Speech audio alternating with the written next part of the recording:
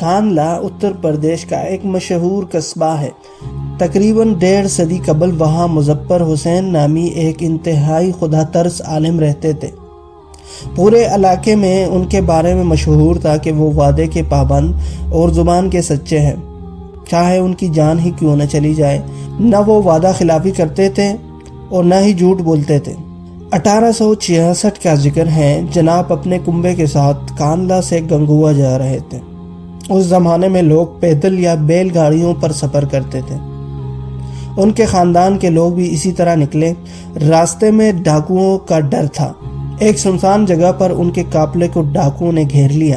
حضرت نے جب محسوس کیا کہ ڈاکو حملہ کرنے والے ہیں تو وہ اپنی گاڑی سے اتر کر ڈاکوؤں کے سردار کے پاس گئے اور اس سے کہا، حملہ کرنے سے پہلے ایک بات سن لو۔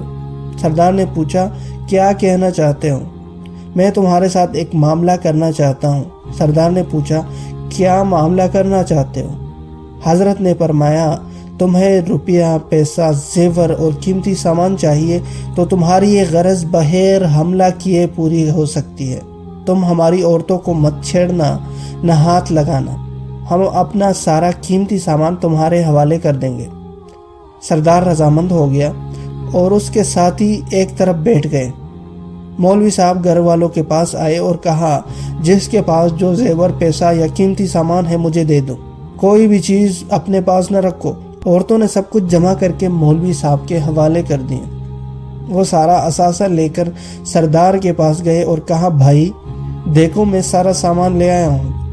سامان کی گھٹی ان کے حوالے کرنے کے ساتھ ہی ڈاکوؤں کا شکریہ بھی ادا کیا اور انہوں نے ان پر اعتبار کیا اور عورتوں کو ہاتھ نہیں لگایا۔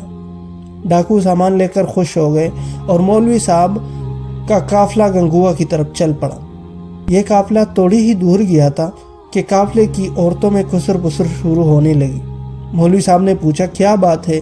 پہلے تو عورتیں ہچکچائیں، لیکن جب مولوی صاحب نے سختی سے پوچھا تو ایک بی بی نے بتایا کہ فلاں لڑکی کہہ رہی ہے کہ میں نے اپنے گلے کا ہار کپڑوں کے نیچے چھپا لیا تھا، اس لیے وہ میرے پاس بچ گیا۔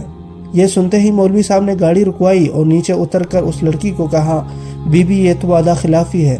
ہم نے ڈاکوؤں سے وعدہ کیا تھا کہ سارا زیور اور مال انہیں دے دیں گے، اس لیے یہ زیور تو ان کا ہو چکا ہے، لاؤ یہ مجھے دے دو، میں اس ڈاکو کو دے دوں۔ اس نیک بی بی نے وہ گلے کا ہار مولوی صاحب کے حوالے کر دیا۔ مولوی صاحب تیز تیز قدموں سے واپس پہنچ گئے جہاں ڈاکوؤں کو چھوڑا تھا۔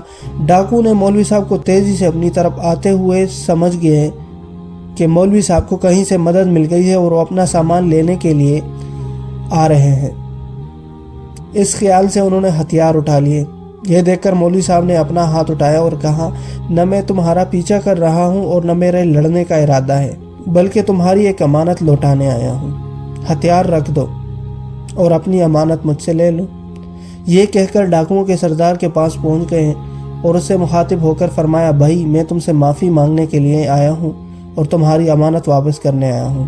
ہم نے تم سے وعدہ کیا تھا کہ ہم اپنا روپیہ، پیسہ اور زیور وغیرہ تمہارے حوالے کر دیں گے، لیکن افسوس کہ ایک بچی نے اپنا گلے کا ہار اپنے کپڑوں میں چھپا لیا تھا۔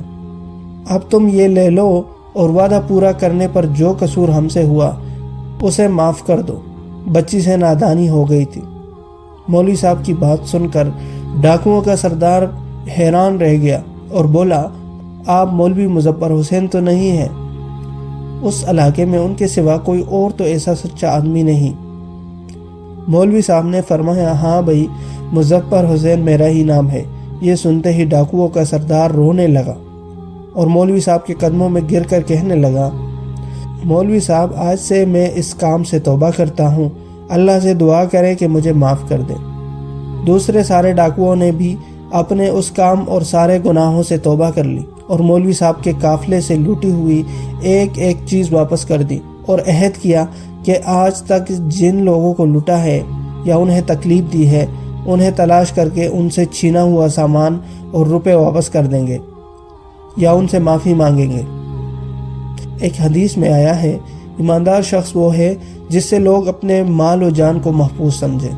ایمانداری ایک ایسا ہیرا ہے جو ہر پتھر کو کاٹ دیتا ہے۔ آپ اس وقت تک کامیاب نہیں ہو سکتے جب تک آپ ہر کام ایمانداری سے سر انجام نہیں دیتے۔ ایمانداری بہترین حکمت عملی ہے۔ اس لیے ہمیں اپنے آپ سے عہد کرنا ہوگا کہ ہم آج کے بعد جو بھی کام کریں گے وہ ایمانداری سے کریں گے، چاہے اس کام میں ہمیں نقصان ہی کیوں نہ ہو، لیکن ہم ایمانداری کا دامن نہیں چھوڑیں گے۔